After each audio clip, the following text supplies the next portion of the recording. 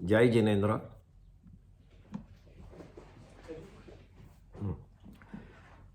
આત્મસિદ્ધિ માં શ્રીમદજી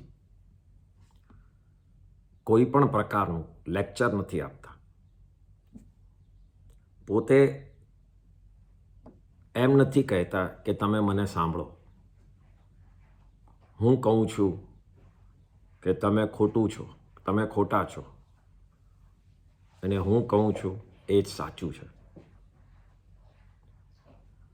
પોતાની જાતને મોટા બનાવી બીજાને પોતાના નીચે ઓલવેઝ દબાવીને રાખવામાં એમને જરાય મન નહોતું. એમનો પોઈન્ટ ખૂબ જ સિમ્પલ છે. મારે કોઈને સાચું જ્ઞાન સમજાવવું નથી, પણ સાચું જ્ઞાન બતાવવું છે. પછી દરેક જણ પોતપોતાના કર્મના ઉદય પ્રમાણે જેમ જેમ જ્ઞાનના કર્મનો ક્ષાયોપશમ થાય એ પોતે સમજે કે ન સમજે. જે સમજે એ આત્માર્થી થાય, એટલે આત્માના હિત માટે આગળ વધે, અને જે ન સમજે એ રહી જાય. પણ પોતાના મોઢે ક્યારે પણ એમ નથી કહેતા કે હું સાચો ને તું ખોટો. એમણે પોતાના જ્ઞાનના ક્ષયોપશમના, એટલે કે જ્ઞાન એમની પાસે આટલું છે એનો ફાયદો કોઈ દાડો લીધો નથી કે હું આટલા બધા શિષ્ય બનાવું, મારા ડિસાઇપલ્સ આટલા નંબર હોય, હું મારો જુદો પંથ કરું. કોઈ દાડો એમને પંથ નથી પાડ્યો, એના પછી પંથ પડ્યા છે. એમનું તો કોન્સન્ટ્રેશન, એમનું લક્ષ્ય, એમનો એમ ખાલી ધર્મ બતાવવાનો હતો, આત્માની પોઝિશન બતાડવાની હતી. તેઓ ખાલી જ્ઞાનનું સાચું સ્વરૂપ શું છે તેમાં જ એમને ઇન્ટરેસ્ટ હતો. તેમના નિમિત્તથી આજ સુધી ઘણા જણ ધર્મને પામ્યા અને સાચું જ્ઞાન સમજ્યા. એ એમનો ઉપકાર છે, એનો બધા ઉપર, સોસાયટી ઉપર. આપણે લાસ્ટ ટાઈમ આપણે જોયું કે નોલેજ, જ્ઞાન, શ્રદ્ધા અને ચારિત્ર, ક્રિયા, જે પણ આપણામાં ઓછું આપણને લાગે તો એ આપણે સમજી અને એને ફોલો કરી અને એને પણ ઉપર લાવવાની. એ પર્ટિક્યુલર જ્ઞાન ન હોય તો જ્ઞાન વધારે થોડું લેવાનું, શ્રદ્ધા પાકી કરવાની, અને ક્રિયા ન કરતા હોય તો ક્રિયા વધારે કરવાની. એ આગલી કડીમાં શ્રીમદજીએ કીધું, કારણ કે એ આપણને બહુ જ ક્લિયરલી કહે છે કે આ ત્રણેય વગર મુક્તિ નથી, અને તમે ત્રણમાંથી એકને પાછળ છોડીને આવશો તો તમે આગળ નહીં વધી શકો. You'll need to have all the three elements: knowledge, faith and action. તેના પછીની કડીમાં શ્રીમદજી આજના લોકના સ્વભાવને સમજીને કહેવા માંગે છે કે આપણામાં સૌથી મોટી જો ભૂલ હોય તો તે છે કે કોઈ આપણને કંઈ સમજાવવા જાય તે પહેલાં જ આપણે એમ માનીએ છીએ કે મને બધું જ ખબર છે, આઈ નો ઇટ ઓલ. આપણે આપણો જ પોતાનો દાખલો લઈએ. જ્યારે બી આપણે કોઈ ફ્રેન્ડ કે ફેમિલી જોડે સાથે ડિસ્કશન કે કશે બી બેઠા હોય ત્યારે સામેવાળું કંઈ બોલે એને કેટલી વાર આપણે આખું સેન્ટેન્સ પતાવવા દીધું છે? વચ્ચે જ આપણે બોલી લઈએ છીએ. 99% આપણે જ વચ્ચે બોલીને વાતને કાપી નાખીએ અને પોતાના પ્રમાણે વાત કરીએ છીએ. સામાવાળો કંઈ પણ સમજાવવા જતો હોય તો એને કમ્પ્લીટ સાંભળવા જ નથી, એને કમ્પ્લીટ પતાવવા જ નથી દેતા. તો આવા પ્રકારના અત્યારના સ્વભાવ થઈ ગયેલા છે. તો આ વાતને ધ્યાનમાં રાખી શ્રીમદજી એ જ કહે છે કે તમે સદગુરુ પાસે ગયા, સદગુરુ તમને મળી પણ ગયા, પણ જો તેઓ કંઈ સમજાવવા જાય અને એ જ પહેલાં પોતે પોતાની જૂની વાતોને પકડી રાખે, સાંભળે પણ નહીં, માઇન્ડ ઓપન રાખે પણ નહીં, તો સાચા રસ્તા ઉપર આવી જ નહીં શકીએ. સદગુરુ મળે કે ન મળે એ એક ફિઝિકલ એલિમેન્ટ છે. સામે સદગુરુ મળી ગયા પણ માઇન્ડ જો ક્લોઝ હોય તો સદગુરુ મળે આનો કોઈ ફાયદો જ નથી. આત્માનો જે પરમ એમ છે મુક્તિ પામવાનો એ થશે જ નહીં, કારણ કે ફિઝિકલી માણસથી નહીં પણ એ જે કહેવા માંગે છે એનાથી આત્મા આગળ વધશે. આ વાત આપણે લાસ્ટ ટાઈમ શ્રીમદજી પાસથી એમની કડીમાંથી સમજ્યા. હવે આપણે આગળ વધીએ. તો એક જ મિનિટ. આત્મજ્ઞાન સમદર્શિતા વિચરે ઉદય પ્રયોગ અપૂર્વ વાણી પરમ શ્રુત સદગુરુ લક્ષણ યોગ प्रत्यक्ष सद्गुरु सम नहीं परोक्ष जिन उपकार एवो लक्ष्य थया विना उगे न आत्म विचार.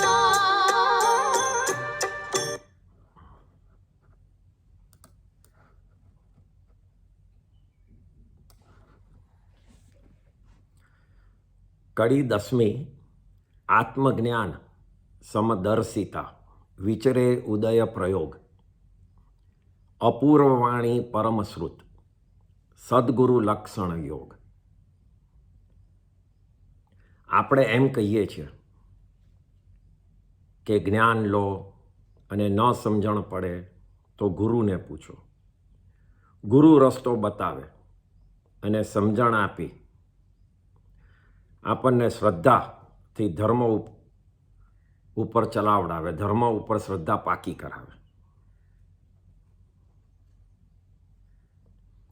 આપણો જ એક એવો ધર્મ છે એબ્સોલ્યુટલી કે જેમાં શિષ્ય કરતાં ગુરુની જવાબદારી વધારે છે. પહેલાં તો સમજીએ what is the meaning of ગુરુ. વર્ડ ગુરુ, ગુરુ શબ્દનો અર્થ શું છે? લિટરલ મિનિંગ ઓફ ગુરુ એટલે ગુરુ એટલે ભારે. અને શેનાથી ભારે? તો જે વ્યક્તિ જે આપણી સામે છે એ ગુણો, આત્માના ગુણોથી એમના એક્શનમાં, એમની શ્રદ્ધામાં અને એમના જ્ઞાનમાં જે આપણને હેવી લાગે, એટલે કે આપણને ખૂબ દેખાઈ આવે, એનાથી જે ભારે હોય એ ગુરુ થાય. એટલે આ ગુરુનો અર્થ હજારો વર્ષોથી આમ જ ચાલીને આવે છે કે જેનામાં બધા જ આત્મિક ગુણો બહાર આવ્યા હોય એને ગુરુ કહેવાના.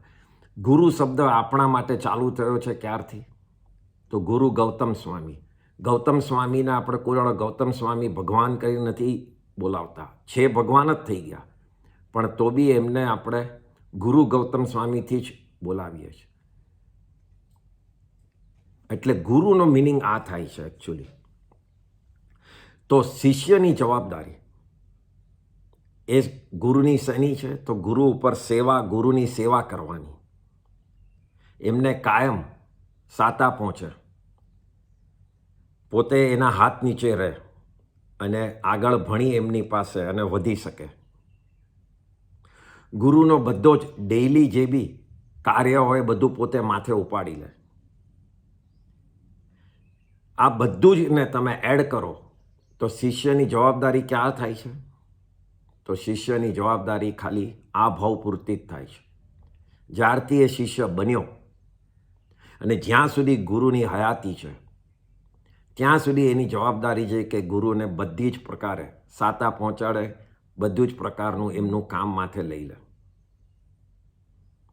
આ રીતે સેવા કરવાથી શિષ્ય અનંતી નિર્જરા કરે છે કર્મની. જ્ઞાન લે કે નહીં, પણ એ સેવાથી જ અનંતી નિર્જરા કર્મને, અનંતી મીન્સ ઘણા કર્મ પોતાના આત્માથી દૂર કરી કાઢે છે. આમ શિષ્યની જવાબદારી આ ભાવ પૂરતી જ છે, પણ ગુરુની જવાબદારી શિષ્ય તરફ આ ભાવ પૂરતી જ નથી. પછીના ઘણા ભાવો એના ઉપર એના જોડેની એના માટેની હોય છે. તે કઈ રીતે? શિષ્ય તો ગુરુના હાથ નીચે આવી એમને સમર્પણ થઈ ગયો, કમ્પ્લીટલી પોતાને ગુરુના હાથ નીચે સોંપી દીધો. ગુરુ ઉપર જ શ્રદ્ધા, ગુરુ કહે એ જ સાચું, અને જેમ કહે એમ જ કરવું. આમ જ એના વિચારો હોય છે. એટલે જો ગુરુથી કંઈ ઉલટું જ્ઞાન અપાઈ ગયું, ખોટી રીતે સંયમ પડાવી દીધું, તો દોષ જે લાગે તે શિષ્ય કરતાં ઘણો વધારે ગુરુને લાગે છે. ઘણા કર્મનો બંધ કરે છે ગુરુ. એટલે ગુરુએ તો ખૂબ જ ધ્યાન રાખવાનું હોય છે કે શિષ્યને ફ્યુચરના ભવો બગડે નહીં, નહીતર પોતાના ભવો વધી જશે.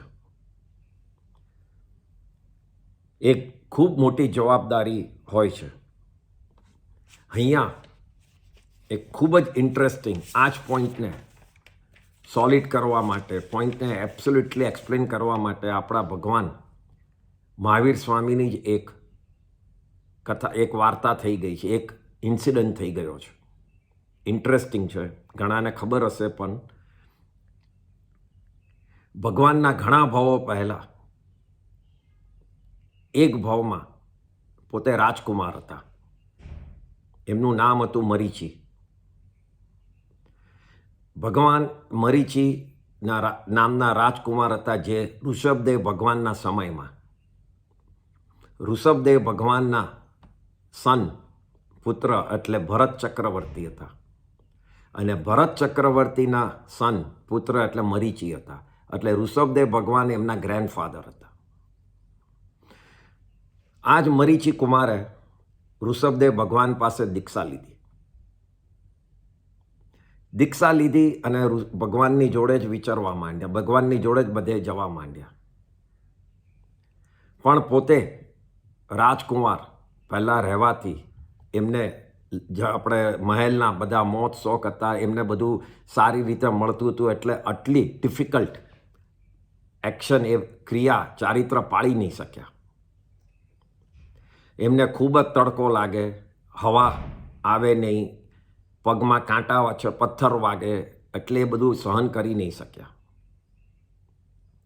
એટલે આ જ મરીચી કુમારે દીક્ષામાંથી અલગ થઈ અને પોતે માથા પર છત્રી, પગમાં ચંપલ, પંખો હાથમાં રાખી અને એ રીતે પોતે અલગ થઈ ગયા. ભગવાનની સાથે નહીં રહ્યા, પણ એમનાથી અલગ થઈ ગયા. પણ એ સાથે સાથે જ જાય, ભગવાન જ્યાં વિચરે ત્યાં જ પોતે જાય, ભગવાન ઋષભદેવ જાય ત્યાં જ, પણ એમના સંગમાં ન રહે. ચારિત્રથી અલગ થઈ ગયેલા, પણ હજી શ્રદ્ધા ભગવાન ઉપર જ હતી. ફૂલ શ્રદ્ધા ઋષભદેવ ભગવાન ઉપર હતી. જ્યારે બી ભગવાન ઋષભદેવ એમની દેશના આપા સમોસરણમાં બેસે, ત્યારે કંઈક રાજકુમારો, રાજાઓ બધા એ દેશના સાંભળવા આવે, ભગવાનની વાણી સાંભળવા આવે. દે ઓલ આવે ત્યારે પહેલાં જે બહાર આ મરીચી કુમાર જે બેઠા હોય એમને પગે લાગે. પગે લાગી અને કહે કે અમને કંઈ જ્ઞાન આપો, અમને કંઈ તમારી પાસે દીક્ષા આપો. તો મરીચી કુમાર એ જ કહે, ધર્મ માટે અંદર જાઓ, ત્યાં જ સાચો ધર્મ છે.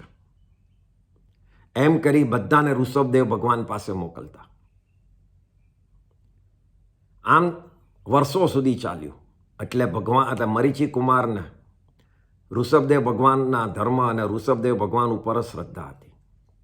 પણ સમય જતાં એઝ અ ટાઈમ પાસ્ટ એ પોતે શરીરથી થાકવા માંડ્યા, થોડા ઉંમર થઈ એટલે એમને થયું કે મારું સેવા કોણ કરશે. તો એ મગજમાં એક વિચાર હતો, તો પણ જેટલા બી રાજકુમાર ને બધા આવે એ તરત બધાને ભગવાન પાસે મોકલતા. એક વખત એક પ્રિન્સ રાજકુમાર, એનું નામ હતું કપિલ, એ આવ્યો અને એ મરીચી કુમારને પગે લાગ્યો. પગે લાગીને કીધું કે મને ધર્મ સંભળાવો અને મને દીક્ષા આપો. એટલે મરીચી કુમારે એ જ કીધું જે બધાને કીધું કે અંદર જાઓ, ભગવાન પાસે જ સાચો ધર્મ છે. ત્યારે આ જ કપિલે એમને કીધું, તો શું તમારી પાસે ધર્મ નથી? ત્યાં મરીચી કુમારને આ નિમિત્ત થયું અને મનમાં વિચાર આવ્યો કે એમે મારે કોઈ શિષ્ય રાખવો છે, મને આગળ સેવા થઈ શકે એવું. એટલે પોતે કીધું, હા મારી પાસે બી ધર્મ છે. અને એમને દીક્ષા આપી અને પોતાની પાસે રાખ્યા. અને પછી એ ભગવાનના થી અલગ પોતે પોતાનો વિહાર કરવા માંડ્યા. અને એ જ કપિલને પોતાની રીતે જ છત્ર છાયા બધું, એટલે જે રીતે પોતે રહેતા હતા એવા ભગવા કપડાં, છત્રી, પંખો, પગમાં ચંપલ, એ બધું જ આપી અને પોતે જુદા થઈને ચાલવા માંડ્યા. તો આ રીતે એમણે ભૂલ કરી કે શિષ્યને ખોટી લાઈનમાં લઈ ગયા અને ભગવાનના ધર્મ ને ત્યાં મોકલવાને બદલે પોતાનો શિષ્ય બનાવીને સાથે લઈ ગયા. તો આનાથી આ જ મરીચી કુમાર, ભગવાન મહાવીરનો જીવ, ઘણા ભવો વધારી દીધા. એમને ઘણા ભવો વધારે સંસારમાં ફરવું પડ્યું જસ્ટ આ એક એક્શનથી. આ જ વખતે આ જ ભાવમાં, હવે આ થયું આપણે આ કડી માટેની વાત, પણ આ જ ભાવમાં ખાલી થોડું આગળ સમજીએ એટલે કોઈને ઇન્ટરેસ્ટિંગ રહે આ સ્ટોરી ઉપર, કે આ જ મરીચી કુમારની બીજી ભૂલ પણ થઈ એ જ ભાવમાં ભગવાન મહાવીરની. એ ભૂલ થઈ કે એક વખત ભગવાન ઋષભદેવ પોતાના દેશનામાં સમોસરણમાં બેઠા હતા અને ત્યાં ભરત ચક્રવર્તી આવ્યા, એમના સન હુ વોઝ ચક્રવર્તી. એમને ભગવાનને પગે લાગીને કીધું કે એ ભગવાન, તમારા જેવા તીર્થંકર કોઈ તમારા આ સમોસરણમાં બેઠું છે? ત્યારે ઋષભદેવ ભગવાને કીધું કે એ ભરત, અહીંયા જે સમોસરણ છે એમાં કોઈ બેઠું નથી, પણ સમોસરણની બહાર જે તારો પુત્ર મરીચી છે એ આ 24મો તીર્થંકર મહાવીર નામના થશે. એમ ઋષભદેવ ભગવાને ભરત ચક્રવર્તીને કીધું. તો ભરત ચક્રવર્તી દેશના પતિ, ભગવાનની વાણી પતિ એટલે ઊભા થયા અને બહાર જઈ અને સૌથી પહેલાં મરીચી જે તાપસ બની ગયેલા, જે ભગવા કપડાં જોડે ત્યાં બેઠા હતા, એમને જઈ, ભલે પોતે ફાધર હતા તો બી એમને પગે લાગ્યા અને કીધું કે એ મરીચી કુમાર, હું તમને પગે નથી લાગતો, હું તમારા આ ભગવા વેશને હું પગે નથી લાગતો, પણ તમારો જે જીવ છે એ ભાવિમાં 24મા તીર્થંકર બનવાના છો, એને પગે લાગુ છું. તો આ સાંભળી અને મરીચી કુમારને ખૂબ જ અભિમાન થયું અને વિચાર્યું કે મારું કુળ કેટલું ઊંચું છે. માય એન્સેસ્ટ્રી ઇઝ સો હાઈ કે મારા દાદા એ તીર્થંકર, મારા ફાધર એ ચક્રવર્તી, અને આઈ વિલ ઓલ્સો બીકમ તીર્થંકર. તો આ વખતે એમને જે કર્મબંધ કર્યું, આ બીજી ભૂલ થઈ મરીચી કુમારની. એ કર્મબંધ એમને કુળનું અભિમાન કર્યું. એના હિસાબે જેમને ભગવાન મહાવીરની જન્મ પછીની સ્ટોરી ખબર હોય તો એ વખતે ભગવાન જ્યારે દેવલોકમાંથી માતાના ગર્ભમાં આવે ત્યારે નોર્મલી તીર્થંકર એ ઓલવેઝ ક્ષત્રિય કિંગના ત્યાં જન્મ લે. એમનો જન્મ બીજે કશે જ ન થાય. આ એબ્સોલ્યુટલી નેચરલ છે, એમાં કોઈ ઓલું જ નથી. એ ઓલવેઝ ક્ષત્રિય રાજાને ત્યાં જન્મ લે. પણ ભગવાને આ એન્સેસ્ટ્રીનું જે અભિમાન કર્યું હતું કુળનું, એના હિસાબે એ જ્યારે દેવલોક છોડીને જ્યારે જન્મ લીધો ત્યારે એ એક બ્રાહ્મણીના પેટમાં એમને એમનો જન્મ થયો જીવનો. અને ત્યાં he had to stay 82 days. And then Indra, જે પહેલા દેવલોકના ઇન્દ્ર છે, એ ફાઉન્ડ આઉટ કે ભગવાન તીર્થંકર બ્રાહ્મણીના પેટમાં છે. Then he sent one of his દેવ કે ભગવાનનો ગર્ભને ત્રિશલા માતાના પેટમાં મૂકી દો. એમ કરીને જ્યારે ભગવાનનું કર્મનો ઉદય પૂરો થયો, આ જે અભિમાન કરેલું એ કર્મનો ઉદય, એટલે એ જ વખતે એમનો ગર્ભ બ્રાહ્મણીના પાથી નીકાળી અને દેવે ત્રિશલા માતાના ત્યાં મૂકી દીધો. સો સચ અ સ્મોલ મિસ્ટેક કે એક નાનું અભિમાન કરવાથી ભગવાનને આ બીજું પણ કર્મ બંધ થયેલું. સો આ મરીચીના ભાવમાં એમણે 2 ભૂલો કરેલી. આપણે અત્યારના આ કડીમાં પહેલી ભૂલની વાત હતી કે એમણે કપિલ નામના શિષ્યને પોતાના રસ્તે લઈ ગયા. જસ્ટ ટુ નો, એમણે જે પોતાનો પંથ કર્યો એ આજે પણ ઇન્ડિયામાં છે. ઇટ ઇઝ સરપ્રાઇઝિંગ, પણ આજે પણ એ પંથ ચાલે છે. એનું નામ છે સાંખ્ય મત. The name of that panth is Sankhya mat. And that Sankhya mat it's one of the section of Hinduism જે થઈ ગયું છે. અને એ લોકોને તમે પૂછો, સાંખ્ય મત ઓલ ઓવર ઇન્ડિયામાં છે, તો એ લોકો માટે મરીચી કુમાર એ એમના દેવ તરીકે, ગુરુ તરીકે માને છે. અને કપિલ ગુરુ તરીકે પણ માને છે. So that is coming from this ancestry. So Rishabhdev ભગવાનથી આ હિન્દુ ધર્મનો આ પાઠ ચાલતો આવ્યો છે. સો કમિંગ બેક ટુ આપણી કડી, કે ગુરુના ઉપર શ્રદ્ધા કે જે સાચું છે એમ જ કે, પણ ગુરુ જો શિષ્યને ખોટી લાઈનમાં લઈ જાય તો પોતાના ભાવો વધારી દે છે. એટલે શિષ્યની, એટલે આપણે કોઈ પણ ગુરુ શોધવા એને પહેલે આપણે ગુરુને શોધવા માટે પહેલાં સમજવું જોઈએ કે ગુરુમાં શું એટ્રીબ્યુટ્સ હોવા જોઈએ, શું લક્ષણ હોવા જોઈએ. હું કંઈ પણ જગ્યાએ જાઉં અને ત્યાં એટ્રેક્ટ થઈ જાઉં, કોઈ મને કહે કે આ ખૂબ જ સારું સમજાવે છે, તેમનું લેક્ચર ખૂબ જ સારું છે, તો હું એને તરત ગુરુ બનાવી દઉં? સારું બોલવું, સારું સમજાવવું એ જેના સ્પીચ પર કંટ્રોલ હોય છે એ કરી શકતા હોય છે. પ્રોફેસરો પણ કરી શકે, પોલિટિશિયનો પણ કરી શકે છે.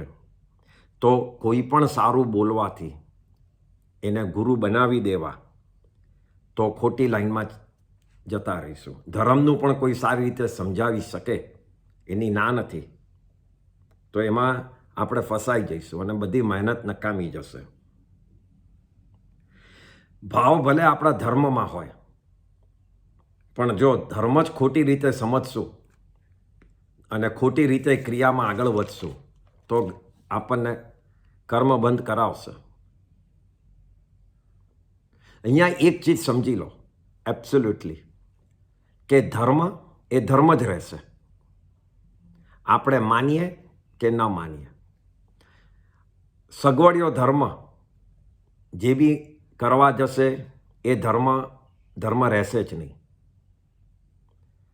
સામાયિક નથી ગમતું, પ્રતિક્રમણની ક્રિયા નથી કરવી ગમતી, ખાલી લેક્ચર્સ જ સાંભળવા ગમે છે, તપ નથી કરવું ગમતું, અને આમ કરવાથી માનશું કે ધર્મ રીતે હું કરી રહ્યો છું, તો એ ખોટું છે. આગમમાં જેમ બતાડ્યું એ જ ધર્મ છે. આપણને ગમે કે ન ગમે, આપણને ફાવે કે ન ફાવે, આપણાથી થાય કે ન થાય, આપણને સમજણ પડે કે ન પડે, એમાં ધર્મને કંઈ ફરક નથી પડવાનો. ધર્મ જ રહેવાનો છે. ફરક આપણને પડશે. એક ચીજ સમજજો કે ધર્મ તરફ આપણે વળવાનું છે, આપણા તરફ ધર્મને નથી વળવાનું. કારણ કે તો એ ધર્મ નહીં રહે. એટલે આપણે આ ભાવ બગાડવો ન હોય તો don't band religion as per our liking. Is better to say કે મારાથી થતું નથી, પણ ધર્મ આ જ છે. એ ફાઇન, બધાથી બધું થાય એવું પોસિબલ નથી. But the religion will remain religion. Just accept it કે I can't do it. Right now I am too weak to do it. But don't try to change just to feel good કે રિલિજનના principles આમ હોવા જોઈએ, કે આમ હું સમજું છું. એટલે આ કડીમાં શ્રીમદજી આ જ કહેવા માંગે છે કે ગુરુમાં કયા લક્ષણ હોય કે જેને તમારે સમર્પણ થઈ જવું જોઈએ. તો જે કડીમાં કહે છે એમાં પહેલું લક્ષણ કહે છે આત્મજ્ઞાન, સમદર્શિતા, વિચરે ઉદય પ્રયોગ. એટલે સૌથી પહેલું લક્ષણ એ કહે છે આત્મજ્ઞાન. બીજું લક્ષણ કહે છે સમદર્શિતા. ત્રીજું લક્ષણ, અને પછી will go in a detail. ત્રીજું લક્ષણ કહે છે ઉદય પ્રમાણે જીવવું. એટલે ઉદય, વિચરે ઉદય પ્રયોગ, એટલે ઉદય પ્રમાણે જીવવું. ચોથું લક્ષણ શ્રીમદજી કહે છે અપૂર્વ વાણી. અને પાંચમું કહે છે પરમ શ્રુત. તો આ 5 લક્ષણ તમને જેનામાં દેખાય એને ગુરુ સમજજો. આત્મજ્ઞાન પહેલું લક્ષણ. તો આત્મજ્ઞાનનો અર્થ શું છે? આત્મા છે એ એક પછી એક ભાવ કરે છે, એ અરૂપી છે, એને કોઈ મારી ન શકે, વગેરે વગેરે. વાતથી ખાલી આત્મજ્ઞાન નથી થતું, પણ પોતે જે આત્મામાં સમજે છે એ પ્રમાણે, એના ગુણો પ્રમાણે જે વર્તે એ જ આત્મજ્ઞાની કહેવાય છે. આત્મા શરીરથી છૂટો છે, ભિન્ન છે. એ સમજ્યા પછી એ જ પ્રમાણે જીવે. તે જાણે છે કે શરીર મારું નથી, તેને જે પણ થાય છે તે મને નથી થતું. શરીર ઇઝ એવર ડિકેઇંગ પદાર્થ છે, એક નાશવંત પદાર્થ છે. એટલે તેનો મોહ નથી. મારો આત્મા અને દરેકનો આત્મા સરખા છે અને દરેક ભગવાન છે એમ માનવું, અને એ જ રીતે આત્મામાં લીન રહેવું, આત્માના ધ્યાનમાં જ રહેવું, એ આત્મજ્ઞાન છે. હું જ્ઞાન અને દર્શનથી, મારો લક્ષણ એ સૌથી ઇમ્પોર્ટન્ટ લક્ષણ છે, મારા એટ્રીબ્યુટ્સ છે. હું એકલો જ છું. એ સિવાય જે બી સંબંધો છે, જે બી પદાર્થો મને મળ્યા છે, એ બધા જ સંજોગ એટલે કર્મના ઉદયથી મળ્યા છે. અને કર્મનો ઉદય પૂરો થશે એટલે બધા જ છૂટા પડશે. મારા આત્મામાં એક બી નેગેટિવ ગુણ નથી, અને જે બી નેગેટિવ હું કરી રહ્યો છું એ મારા કર્મનો ઉદય કરી રહ્યો છું, મારો આત્મા નથી કરતો. અને મારે જો આત્મામાં જવું હોય તો મારે એ ઉદયને નહીં જુઓ, એની સામે હું નહીં જોઉં. કર્મ ઉદયના હિસાબે અજ્ઞાનતાના ભાવે હું મારી લાઈફ જીવું છું એ ખોટું છે. મને આત્માના ગુણો પ્રમાણે જીવવું છે. એ જ આત્મજ્ઞાની કહેવાય છે. તો આ પ્રમાણે પહેલાં તમને જેનામાં દેખાય કે એ એમના આત્મામાં જ શાંત છે, એમને કોઈ અસર થતી નથી, કસાયોની અસર થતી નથી, ક્રોધની અસર થતી નથી, તો એ આત્મજ્ઞાની સમજવા. તો આ સદગુરુનું પહેલું લક્ષણ છે. સદગુરુનું બીજું લક્ષણ એ સમદર્શિતા.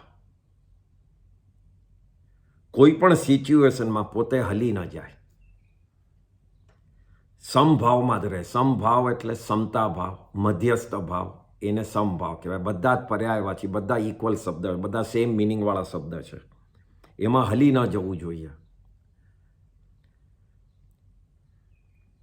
આપણે એવી જ વાતો કરતા હોઈએ છીએ કે કોઈ પણ દુઃખ આવે તો આપણે હલી જઈએ છીએ, કાયમ એનું જ એક્ઝામ્પલ આપતા હોઈએ છીએ. પણ અહીંયા એની વાત નથી. અહીંયા હલી જવાની કોઈ પણ સિચ્યુએશનમાં અશુભ કર્મનો ઉદય થાય કે શુભ કર્મનો ઉદય થાય, બંનેમાં હલી નથી જવાનું, એકમાં પોઝિટિવલી ને એકમાં નેગેટિવલી. દાખલા તરીકે લોસ કર્યો તો દુઃખી થવું, ખૂબ જ કમાયા તો કૂદકા મારવા. અપૂર્વ અવસર જેણે આપણે કરેલું આગળ, એમાં તમે 11મી કડીને પાછું રિફર કરજો જો તમારી પાસે લખેલું કે સાંભળેલું છે તો. એમાં ચોખ્ખું શ્રીમદજી જ કહે છે. એ કડીમાં શું કહે છે? તો એમાં પહેલી લાઈન કહે છે, શત્રુ મિત્ર પ્રત્યે વર્તે સમદર્શિતા. એટલે કોઈ તમારો ફ્રેન્ડ હોય કે કોઈ એનિમી હોય, બંને ઉપર તમારે સમદર્શિતા એટલે ઇક્વલ નજર રાખવાની.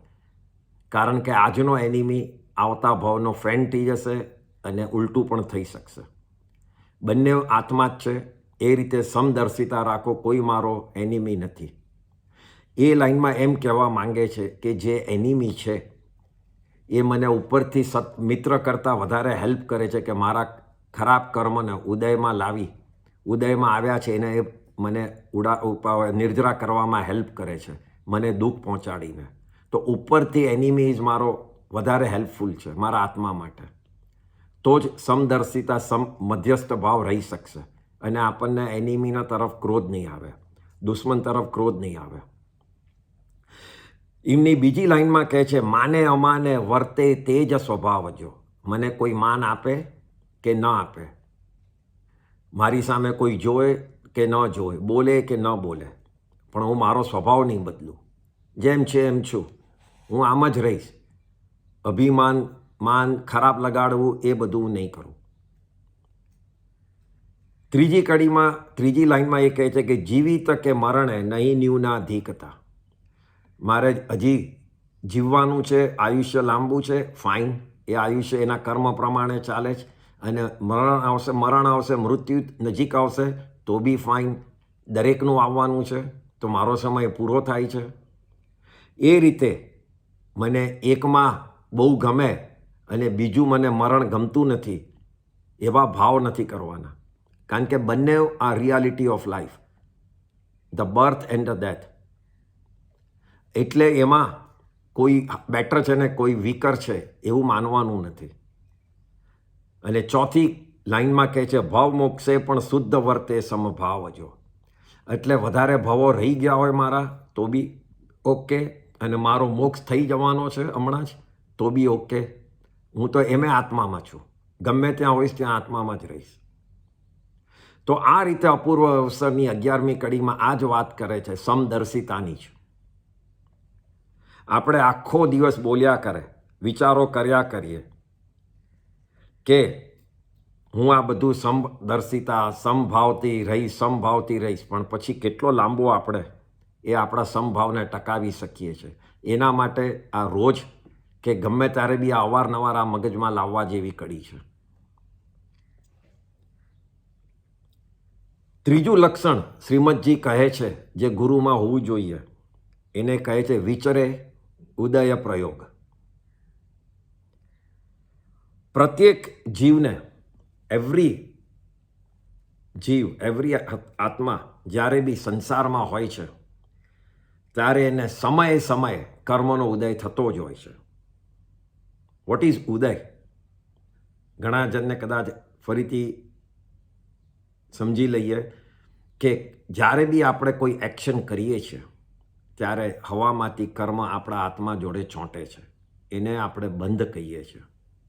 મીન્સ આત્મા અને કર્મના પૂતગલ જે છે, મોલિક્યુલ્સ, એ બંને એક સાથે આવીને ચોંટે છે. એ ચોંટે છે ત્યારે એને બંધ કહેવાય છે. ત્યારે એ સ્ટોકમાં પડ્યા હોય છે, લાઇક ઇન સેફ. એ વખતે એ કર્મ શેના માટે ચોંટ્યા છે અને એનું તમને અનુભવ, જે એનું ફિલિંગ છે એ આપતું નથી. એ સ્ટોકમાં જ પડ્યા છે. પણ એ જ્યારે સ્ટોકમાંથી નીકળવાના હોય, એનો જે સમય થઈ ગયો હોય, ત્યારે એ જીવથી છૂટા પડે. એ પર્ટિક્યુલર મોમેન્ટે they always give us some feeling, either happy feeling sad feeling, painful feeling, એકદમ હેલ્ધી ફિલિંગ, કંઈ પણ જાતનું ફિલિંગ કરાવે છે. ખૂબ પૈસા અપાવે છે, ખૂબ લોસ કરાવે છે, એવું કોઈ પણ જાતનું. And that is depending on આપણે એ કર્મ બાંધતી વખતે આપણે શું કર્યું હતું એના ઉપર આધાર છે. એટલે એ વખતે જ્યારે આત્મામાંથી એ કર્મ છૂટો પડે છે ત્યારે એ છૂટા પડતા પહેલાં આપણને જે અનુભવ કરાવે છે એ ઉદય પ્રમાણે, એ ઉદયમાં જે અનુભવ થાય છે એને ઉદય કહેવાય. કે આત્માથી છૂટા પડવું એ પર્ટિક્યુલર ટાઈમને ઉદય કહેવાય. ઇટ્સ લાઈક તમે સન છે, સૂર્ય ઉપર ઉગે છે એને ઉદય થાય, એવી રીતે જ કર્મ બહાર નીકળવાનો છે આત્માથી, એને ઉદય કહેવાય છે. ને એ વખતે જે ફિલિંગ કરાવે છે એ આપણને કર્મની ફિલિંગ થાય છે, તો આને ઉદય કહેવાય છે. તો એક પણ સમય જ્યાં સુધી જીવ સંસારમાં છે ત્યાં સુધી એને ઉદય વગરનો હોતો નથી. કારણ કે એ સંસારમાં હોય છે એટલે હજી કર્મથી બંધ છે, અને કર્મથી બંધ છે તો કર્મનો ઉદય પણ છે.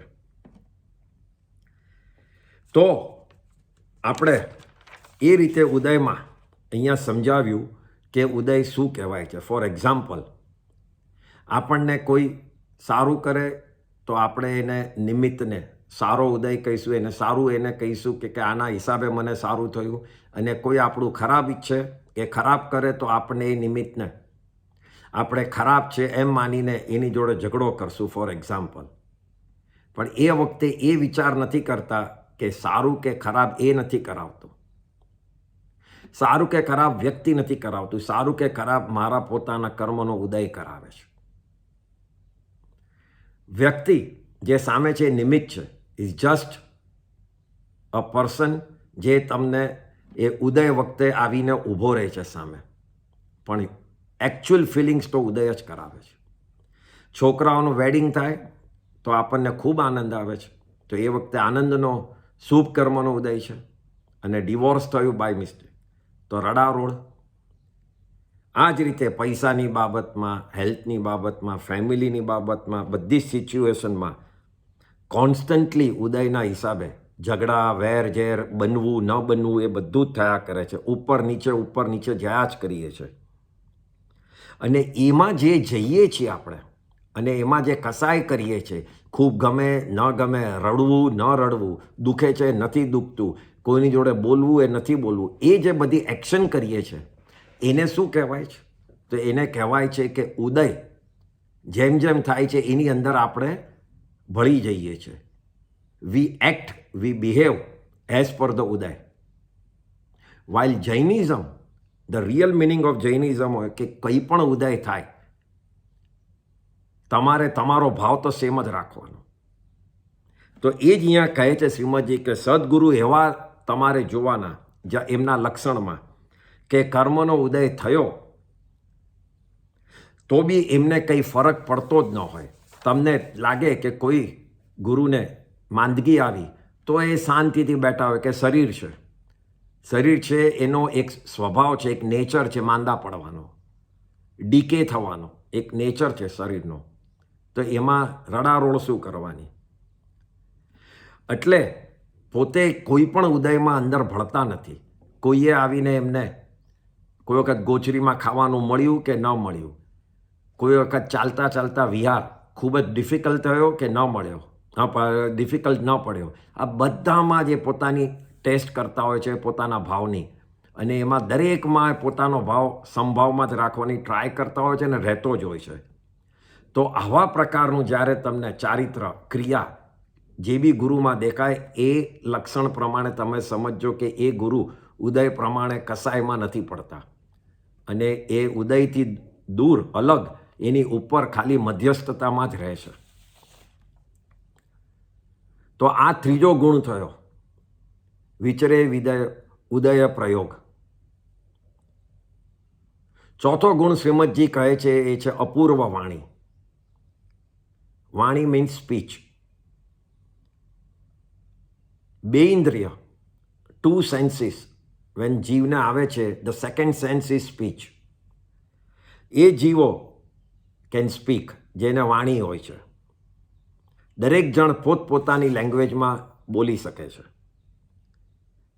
પણ અહીંયા આ વાણીની વાત નથી. We are not talking about that speech. અહીંયાની જે સદગુરુની સ્પીચ છે, વાણી છે, એ વાણી ઓલવેઝ આપણને ઉપકારી જ પડે છે. ઇટ ઓલવેઝ બેનિફિશિયલ ટુ અસ. જેને સાંભળીને લાભ જ થાય, તેને ફોલો કરવાથી જીવને સારું જ ફીલ થાય. વી always feel very happy about it. જે પણ પાળે એમાં એને ખૂબ જ ગમે. ગુરુની આવી સ્પીચ આવી ક્યાંથી? They have not invented that speech. જે બી ગુરુ જે સ્પીચ આપે છે એ એમના એક્શનનો અનુભવ કરીને, પોતાના એક્શન, પોતે જે ક્રિયા કરે છે, પોતે જે ભોગવે છે, પોતે જે ફીલ કરે છે, એ એક્શનથી પોતે એની સ્પીચ બનાવે છે. અને સ્પીચ બનાવીને આપણને સમજાવે છે કે ધર્મમાં આવી રીતે જીવ, આવી રીતે નહીં. પોતે પ્રતિક્રમણ કરે, આપણને કહે. પોતે સમાય કરે, આપણને કહે. પોતે કર્મ ઓછા બાંધે, જીવ હિંસા ઓછી કરે, તો આપણને કહે. તો એ રીતે એમની વાણી હોય છે, સ્પીચ હોય છે. Whatever he is doing, first he is experiencing. પહેલાં એ પોતે એક્સપિરિયન્સ કરે છે અને પછી જ આપણને કરાવે છે. સો હી ઇઝ પ્રેક્ટિસિંગ બિફોર ઓરેટિંગ. એટલે પોતે પ્રીચ કરે છે, એના પહેલાં પ્રેક્ટિસ કરે છે. એ જ વાણી એ અપૂર્વ વાણી થાય છે. કારણ કે એમાં એક બી ચીજ એમ નથી. આજે આપણે કહીએ કે કંદમૂળ નહીં ખાઓ, પણ જે કહેનારો હોય એ જ ખાતો હોય. તમે આ કંઈ પણ ખરાબ ટેવો હોય પણ એ પોતે જ કરતો હોય, તો એ વાણી એ અપૂર્વ વાણી નથી કહેવાતી. કારણ કે પોતે ભોગવ્યું જ નથી, તો એને ખબર જ કેવી પડે કે આમાં પેઇન થશે કે નહીં થાય, આ કોઈ માણસ સહન કરી શકશે કે નહીં કરી શકે. પોતે પહેલાં ભોગવવું જોઈએ. તો અહીંયા શ્રીમદજી એ જ કહે છે કે જે તમને, જેની ક્રિયામાં તમને સ્પીચ દેખાતી હોય, એ જ અપૂર્વ વાણીવાળા ગુરુ છે. અને છેલ્લો ગુણ પરમશ્રુત. એટલે જેની પાસે એવું જ્ઞાન છે, શ્રુત જ્ઞાન એટલે ઇટ્સ અ નોલેજ, જે અક્ષર જ્ઞાન છે, રાઇટિંગ, લિપિ, એનું જ્ઞાન, જે સાંભળીને જે સાંભળવામાં આવે, જે બોલવામાં આવે, એ બધું શ્રુત જ્ઞાન છે. એ શ્રુત જ્ઞાન એ કન્વર્ટ થયેલું આગમમાં છે. એટલે જ્યારે આપણી સામે કેવળ જ્ઞાની ન હોય, ત્યારે જે કેવળ જ્ઞાનીએ લખેલું છે એ શ્રુત જ્ઞાન આપણી પાસે આગળ આવે છે. તો એવા ગુરુ કે જેમને ભગવાનની દેશના પોતે જાણતા હોય, એ દેશનાની અંદર એમની વાણીમાં જે આગમમાં શું શું ભાવ લખ્યા છે, what is trying to say. C, reading and reading is a difference. તમે એક રીડ કરો છો લાઈક અ નોવેલ, કે એક રીડ કરો છો એક એક શબ્દ ઉપર ધ્યાન રાખી, એક એક શબ્દને ખૂબ ડીપ વિચાર કરીને. એ બંને રીડિંગમાં ફરક છે. તો ગુરુએ પોતાની આખી લાઈફ કાઢી હોય છે એક એક શબ્દના અર્થને સમજવા માટે, જે તીર્થંકરોએ કીધું છે. અને એ વાણી પરમશ્રુત થાય છે. એટલે લખેલા બધા શબ્દોમાં, સાંભળેલા બધા શબ્દોમાં જે સૌથી હાઈએસ્ટ કેટેગરી છે એને પરમ કહેવાય. તો એવી હાઈએસ્ટ કેટેગરીવાળું જે ભગવાનના દરેક શબ્દનો મિનિંગ આપણને સમજાવી શકે, અને ડીપલી, અને દરેક મિનિંગ એ આત્માના કલ્યાણ માટે, આત્માના સારા માટે જ હોય, એ જ એમનું 5મું લક્ષણ છે. તો આમ શ્રીમદજી ઉપરના 5 ગુણો આ કડીમાં બતાવી અને કહેવા માંગે છે કે જે ગુરુમાં તમને આ 5 લક્ષણો દેખાય એમને જ ગુરુ માનજો. નહીતર બીજા જો ખોટા રસ્તા ચડાવી દેશે તો આપણો આ ભાવ ગયો.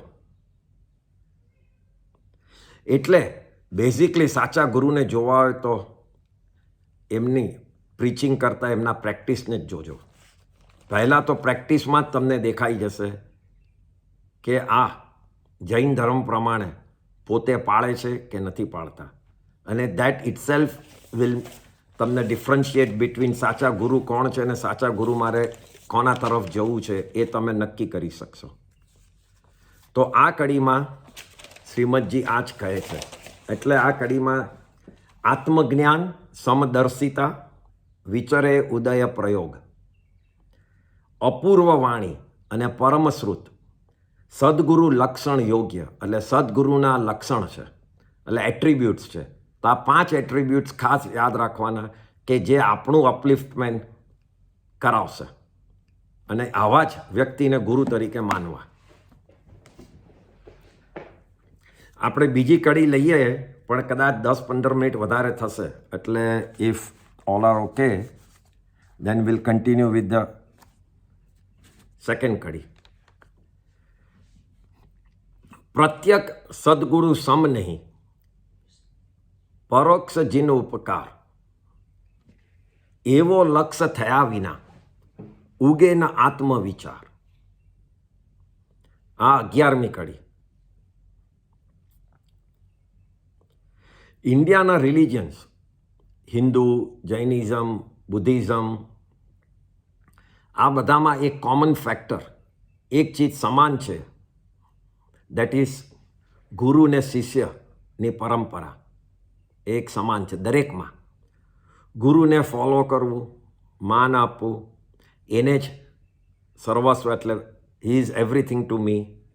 આ ટ્રેડિશન જૈન ધર્મમાં ખૂબ જ ઇમ્પોર્ટન્ટ છે. All Indian religions have this tradition, but Jain ધર્મમાં તો ખૂબ જ ઇમ્પોર્ટન્ટ છે અને નેસેસરી પણ છે. આ કડીમાં શ્રીમદજી ગુરુની કેટલી ઇમ્પોર્ટન્સ છે એ બતાડે છે. આગલી કડીમાં એમને બતાડ્યું કે કયા પ્રકારના ગુરુની શોધ કરવી, કઈ ટાઈપના લક્ષણોવાળા, અને પછી અહીંયા બતાડે છે કે એવા લક્ષણોવાળા ગુરુ કેમ ઇમ્પોર્ટન્ટ છે એ અહીંયા બતાડે છે. આપણા ધર્મમાં આપણને કહેવામાં આવેલું છે કે કોઈનો બી ઉપકાર ભૂલવો નહીં. એમાં તો જેણે આપણા આત્માને મોક્ષના માર્ગ ઉપર, ધર્મના માર્ગ ઉપર આગળ વધારવામાં હેલ્પ કરી છે, તેમનો તો ઉપકાર કોઈ દાડો ભૂલાય નહીં. પહેલો દાખલો તો આપણા નવકાર મંત્રમાં જ આપણે જોઈએ. આપણા મંત્રમાં જ આ મંત્ર, what is this mantra? It's શાશ્વત, means is never going to be destroyed, is going to be there in all the આરાસ. ગમે ત્યારે બી નવકાર મંત્ર એ અનંત કાળથી આવ્યો છે અને અનંત કાળ સુધી રહેવાનો, અનાદિકાળથી આવ્યો છે, અનંત કાળ સુધી રહેવાનો છે, નાશ થવાનો નથી. તો આ નવકાર મંત્રમાં દાખલો જોઈએ તો આત્મશુદ્ધિ, ધ ક્લેનલીનેસ ઓફ ધ આત્માની એંગલથી સિદ્ધ ભગવાન is much more ahead of અરિયન ભગવાન. કારણ કેમ? કારણ કે સિદ્ધ ભગવાને 8 કર્મોનો ક્ષય કરી કાઢ્યો છે. 8 એમને હવે શરીર નથી, એમને કોઈ પણ યોગ નથી, મન, વચન, કાયા નથી, ખાલી આત્મા છે. અને એમના સ્થાન મોક્ષમાં પહોંચી ગયા છે, પોતે શુદ્ધ બની ગયા છે અને જન્મ મરણના ફેરાથી દૂર થઈ ગયા છે. આની સામે અરિયન ભગવાન હજી સંસારમાં જ છે. એમને 8માંથી 4 ભારે કર્મ, જે આપણે વાત 8 કર્મની કરેલી, એમાં મોહનીય, જ્ઞાનાવર્ણીય, દર્શનાવર્ણીય, અંતરા, એ 4 કર્મ એમને ક્ષય કરી કાઢ્યો છે. પણ હજી એમને શરીર છે, હજી એમનું આયુષ્ય બાકી છે, હજી એ ગોત્ર બાકી છે કે ક્યાંથી આવ્યા હતા, કયા ગોત્રમાં, કયા ફેમિલીમાં જન્મ્યા હતા, એ બધું હજી નામ બાકી છે એમની પાસે. એટલે એમની યોગોની ક્રિયાઓ ચાલુ છે. તો એમના 4 કર્મ અને સિદ્ધ ભગવાનના 8 કર્મનો ક્ષય થયો. તો પણ નવકાર મંત્રમાં અરિયંત ભગવાન કેમ પહેલાં આવે છે? નમો અરિયંતાણમ કેમ પહેલાં લીધું? આ જ ક્વેશ્ચનનો જવાબ આ કડીમાં આવે છે કે સિદ્ધ ભગવાન તો હમણાં આપણી વચ્ચે છે નહીં. હું જ્યારે તમને આપણી વચ્ચે કહું છું કે નથી કહેતો, એટલે અત્યારના ભરત ક્ષેત્રમાં તો હરિયન ભગવાન બી નથી, સિદ્ધ ભગવાન પણ નથી, પણ આ આપણે પૃથ્વીની વાત કરું છું. મહાવિદ્ય ક્ષેત્ર જે છે ત્યાં અરિયન ભગવાન તો છે. એટલે એ એંગલથી હું તમને કહેવા માંગુ છું કે આપણી વચ્ચે નથી.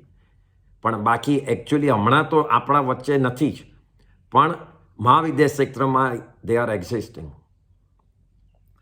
તો સિદ્ધ ભગવાન હમણાં તો અહીંયા પણ નથી, મહાવિદ્યા ક્ષેત્રમાં બી નથી, કશે બી મનુષ્ય લોકમાં છે જ નહીં. તો એ સિદ્ધ ભગવાનનું સ્વરૂપ કેવું છે? ખાલી આત્મામાં જ છે. એમને કોઈ કર્મ નથી, કોઈ સંસાર નથી, જન્મ મરણ નથી. એ મોક્ષ નામના સ્થાન પર પહોંચી ગયા છે. તો એવું સ્વરૂપ આપણને સમજાવે છે કોણ? આ બધું સમજાવનાર કોણ છે? તો એ છે અરિયન ભગવાન. જો અરિયન ભગવાન જ ન હોત તો સિદ્ધ ભગવાનની ઓળખ કોણ કરાવત? આપણને સમજાવત કોણ કે આપણે કઈ ટાઈપનું પુરુષાર્થ કરવો કે આવા થઈ શકશું? એ સમજણ જ કોણ આપત? તમને ને મને ખબર જ ન હોત તો આપણે આ જ લાઈનમાં આગળ કેવી રીતે વધ્યા હોત? અરિયંતે બતાવ્યું કે સિદ્ધનું સ્વરૂપ છે, એની કેપેસિટી છે, જે આત્માની કેપેસિટી, એ જ કેપેસિટી આપણી પાસે બી છે. આપણા અને સિદ્ધમાં મેં આ પહેલાં બી કીધું છે, આપણા અને સિદ્ધમાં એક જ ફરક છે, સમયનો ફરક છે. એ પહોંચી ગયા છે ને આપણે પહોંચવા માટે રસ્તા પર ચાલી રહ્યા છે. બાકી કોઈ ફરક નથી એમના આત્મા અને આપણા આત્મામાં. તો આવા વાતોથી, આવી સમજણથી આપણે પણ એફર્ટ સાચી કરી શકીએ છીએ. એટલે આપણને બી આ આર્યન ભગવાનનું જ્ઞાન ખૂબ જ શાંતિ આપે છે કે મારે પણ પોસિબિલિટી છે કે આ જન્મ મરણ અને સંસારથી છૂટી શકું એમ છું. આ જ એંગલથી જે પહોંચી ગયા છે તેના કરતાં જે પહોંચી ગયા છે એની ઓળખાણ જે કરાવે છે તેને ઇમ્પોર્ટન્ટ વધારે આપ્યું છે. પહોંચી ગયા છે એ તો ખૂબ જ ઇમ્પોર્ટન્ટ છે, પણ જે એની ઓળખાણ કરાવે છે એ તો ખૂબ જ ઇમ્પોર્ટન્ટ છે. કારણ કે નહીંતર ઇમ્પોર્ટન્ટ પહોંચી ગયેલાની ઓળખાણ જ આપણને ન થાય. તો આ એક પ્રકારે અરિયન ભગવાનની પોઝિશન આપણા માટે કાઇન્ડ ઓફ ગુરુની પોઝિશન થઈ ગઈ. આ જ વાત કબીરની એક દોહામાં પણ આવે છે, જે તમે સાંભળ્યો બી હશે કોઈ. કબીરજીનો એક દોહો છે, એ કહે છે, ગુરુ ગોવિંદ દોનો ખડે કાયકો લાગુ પાય, બલિહારી ગુરુદેવ કી દિયો ગોવિંદ બતાય. કબીરજી કહેવા માંગે છે કે એક દિવસ હું બેઠો હતો અને ગુરુ સામેથી આવતા હતા અને ત્યાં જ ભગવાન પ્રગટ થયા. તો હું મૂંઝવણમાં આવી ગયો કે કોને પગે લાગુ પહેલાં. અને પછી તરત જ વિચાર આવ્યો કે પહેલાં મારે ગુરુને જ પગે લાગવા.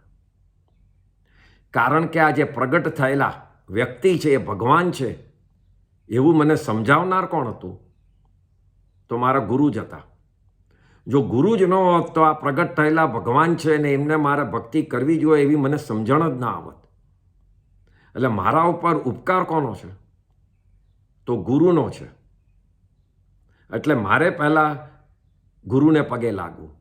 આ કબીરજી પણ એમના દોહામાં આ જ વાત કરે છે. તીર્થંકરોએ તો દેશના આપી છે, એમને એમની વાણીમાં ખાલી દેશના આપી છે, પણ એ દેશનાને એટલે કે એમની વાણીને એમની પ્રીચિંગને એ આપણા સુધી પહોંચાડનાર એ પહેલા ગુરુ જે ગણધર કહેવાય, એમાં બી આપણા સમયમાં પહેલા ગુરુ ગૌતમ સ્વામી. તમે જુઓ તો ગુરુ ગૌતમ સ્વામીને ગુરુથી જ સંબોધીએ છીએ. ગમે ત્યાં બી તમે વાંચો, ગૌતમ સ્વામી ભગવાન તરીકે નથી કહેતા. આપણે પોતે ભગવાન થઈ ગયા છે, સિદ્ધ પહોંચી ગયા, પણ આપણા માટે આપણા એંગલથી આપણે એમને ગુરુ ગૌતમ જ કહીએ છીએ. Why? Because in our time the first person જેણે ભગવાનની વાણીને ટ્રાન્સલેટ કરી અને શ્રુત જ્ઞાનમાં આગમ તરીકે મૂકનારા એ ગૌતમ સ્વામી અને એમના પછીના બીજા 10 ગણધરો ભગવાનના હતા. એટલા માટે ધે બીકમ અવર ગુરુ. અને એ પછી એમણે એમના શિષ્યને એમ ઇનહેરિટન્સમાં એ નોલેજ આપતા આપણા સુધી પહોંચ્યું. ભગવાનની દેશના સામે નથી દેખાતી, એને પરોક્ષ કહેવાય. આ શબ્દ જે અહીંયા લખ્યો છે કે પ્રત્યક્ષ સદગુરુ સમ નહીં પરોક્ષ જીન ઉપકાર, એટલે પહેલાં તો પ્રત્યક્ષ અને પરોક્ષનો શબ્દનો મિનિંગ સમજો. પ્રત્યક્ષ એટલે જે સામે ફિઝિકલી દેખાય છે, અને પરોક્ષ એટલે સામે છે નહીં આપણી. એટલે એક બીજી રીતે ઇંગ્લિશમાં કહેવું તો વન પ્રત્યક્ષ ઇઝ ડાયરેક્ટ અને પરોક્ષ ઇઝ ઇનડાયરેક્ટ. તો અહીંયા એ જ કહે છે કે ભગવાનની વાણી એ ઇનડાયરેક્ટ છે, પરોક્ષ છે. આપણી સામે તો બેસીને ભગવાને કરી નથી, આપણે તો બેઠા નથી. એટલે એમની વાણીને સમજવામાં, વાંચવામાં ભૂલ થવાની ઘણી પોસિબિલિટી છે. અર્થનો અનર્થ થઈ શકે, અને પોતાને જે અર્થ કરવો હોય એ કરી કાઢીએ. ગમે તેટલું આપણે નોલેજ લીધું હોય, ગમે તેટલી ચીજ મોડે કરી હોય, પણ જો એનો ડીપ મિનિંગ સમજીએ નહીં તો એનો કંઈ અર્થ નથી. અને સમજવા માટે ગુરુની જરૂર પડે છે, જે સાચો રસ્તો બતાડે છે. આપણે ખોટી લાઈન પર જતા હોઈએ તો ગુરુ તરત જ એનો યુટર્ન વાળી અને સાચા લાઈન પર લાવી દે છે. શ્રીમદજી અહીંયા કહે છે કે ખાલી પરોક્ષ એટલે કે જે ઇનડાયરેક્ટ છે, જે અહીંયા હાજર નથી, આપણે એનો જ ઉપકાર માન્યા કરીએ. ભગવાન છે, ભગવાન છે, ભગવાન છે એમ ઉપકાર માન્યા કરીને ત્યાં જ અટકી જઈએ, અને પછી એમની વાણીના ખોટા અર્થો કરી અને ખોટા માર્ગે ચાલી જઈએ.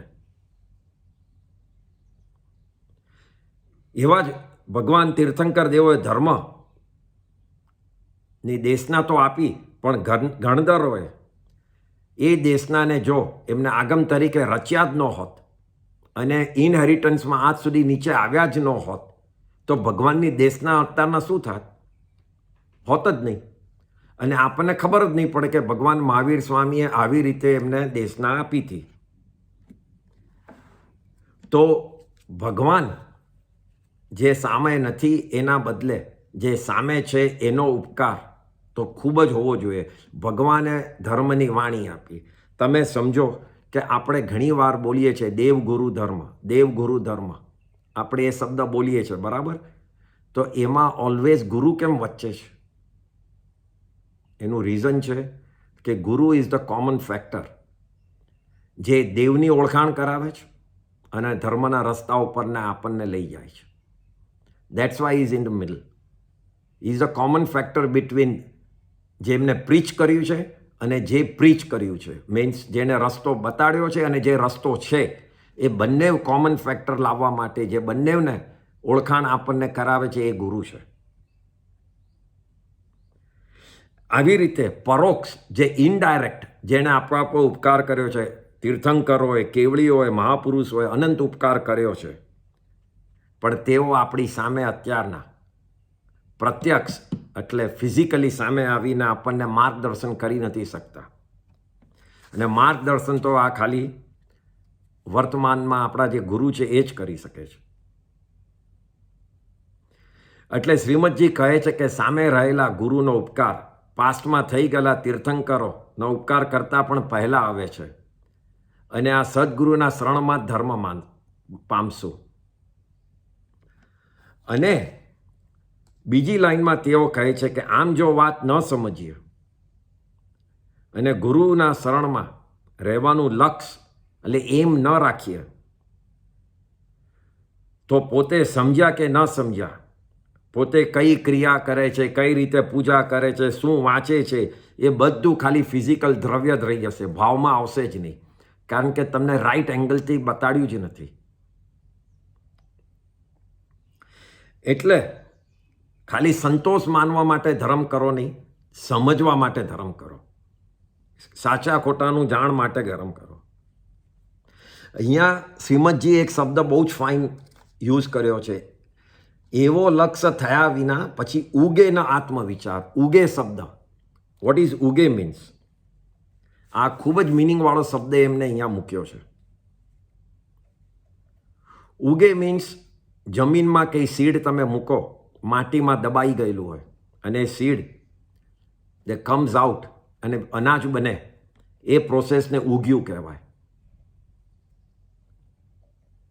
તો આમાં જમીનમાં સીડ જેમ ફાર્મર નાખે છે, એમ જ તીર્થંકર ધર્મનું સીડ આપણામાં નાખે. એમની વાણી આપણામાં ધર્મનું સીડ નાખે, પણ એ સીડ એમને એમ અનાજ બની નથી જતું. એને પણ વોટર, તડકો, એને ખાતર, એ બધું જોઈએ છે. અને આ વોટર, ખાતર એ બધું જ હમણાં પ્રેઝન્ટ રહેલા ગુરુ નાખે છે આપણા ઉપર. અને એ જ સમજણપૂર્વક જ્યારે જે જરૂર હોય એ પ્રમાણે સમજાવીને આપણને કોન્સ્ટન્ટલી એ લાઈનમાં આગળ લઈ જાય છે. આપણે ક્યાંથી આવ્યા છે, ક્યાં જવાના છીએ, આત્માના વિચારો મનમાં લઈ આવે છે. તો આવી પ્રકારની આપણામાં જે ઉગવાની ક્રિયામાં, આપણા ઉગવાના પ્રોસેસમાં આપણને હેલ્પ કરે છે, એ ગુરુ કરે છે. એટલે કહેવા માંગે છે શ્રીમદજી કે જ્યારે તમને ગુરુ મળશે ત્યારે એ તમારામાં જે નાખશે એનાથી તમારા ભાવ ઉગશે. That's why is using the word here ઉગે, કે આત્મવિચાર ગુરુ વગર ઉગશે નહીં, એટલે તમારો ભાવ બનીને બહાર આવશે નહીં. એટલે અહીંયા ગુરુનું આટલું ઇમ્પોર્ટન્સ આ કડીમાં શ્રીમદજીએ બતાડ્યું છે. અને એ જ પ્રમાણે પહેલાં એમણે લક્ષણ બતાડ્યા અને અહીંયા એમને ઇમ્પોર્ટન્સ બતાડી. તો આ બે કડીમાં ગુરુનું આટલું વાત એમણે કરી છે. હવે આપણે કોઈને કોઈને કંઈ સવાલ છે? अमित जी नमस्कार. हाँ नमस्कार. भरत चक्रवर्ती और मरीचि के बारे में आपने बताया कि संवत्सरण में अंदर भरत चक्रवर्ती और बाहर मरीचि. हाँ जी. व्हाट इज द डिफरेंस संवत्सरण नहीं એટલે बाहर बैठना और अंदर? नहीं, बाहर का એટલે મરીચી ને શ્રદ્ધા ભગવાન पे थी, लेकिन he did not want to, he was feeling kind of ashamed that he is not able to follow what Rishabdev Bhagwan and disciples are following strictly. So he felt ashamed and he should not be there to project that this is the right dharma, because he was wearing that Bhagwa Kapda and he was keeping the umbrella and everything.